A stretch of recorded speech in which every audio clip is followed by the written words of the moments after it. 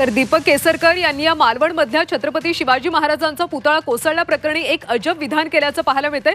वाईटातून चांगलं घडायचं असेल आणि यासाठी हा अपघात झालाय असा अजब तर्क केसरकरांनी काढलाय।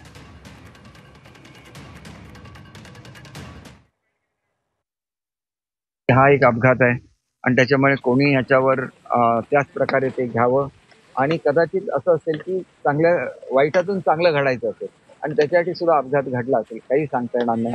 अपघात कसा घडला याची चौकशी शासन करेल आणि त्याप्रमाणे पुढची कारवाई सुद्धा करेल। पण कारवाई केल्यामुळे भावना किंवा जखमा भरून येत नाही। जखमा भरून यायच्या असेल तर अतिशय भव्य असा पुतळा याच ठिकाणी तयार करणं, या परिसराचा संपूर्ण विकासासाठी महाराष्ट्र शासनाने एक विकास आराखडा बनवणं हे खऱ्या अर्थाने त्या ठिकाणी आदरांजली आणि नमन ठरेल। नेते सचिन सावंत सध्या आपल्यासोबत जोडले गेलेले आहेत, त्यांच्याकडून आपण प्रतिक्रिया घेऊयात। सचिनजी, खरं तर अशा पद्धतीने पुतळा कोसळणं ही दुर्दैवाची घटना म्हणावं लागेल, मात्र यावर दीपक केसरकरांनी एक अजबच विधान केलंय। हे संतापजनक आहे आणि खऱ्या अर्थानं पाहायचं झालं तर हे सरकार लज्जाहीनतेचा कळस गाठतंय, याच्यात कुठल्याही तऱ्हेची शंका नाही।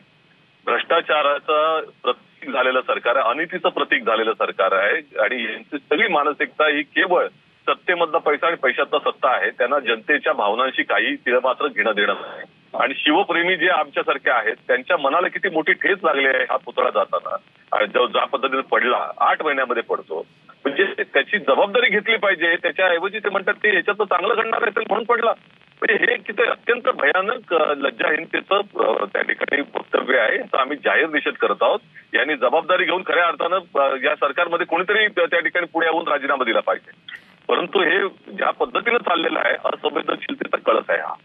सावंतजी, खरं तर केसरकर यांनी आता म्हटलंय आम्ही 100 फुटाचा पुतळा उभारू आणि त्याच्या उद्घाटनासाठी पुन्हा एकदा मोदींनाच बोलावू।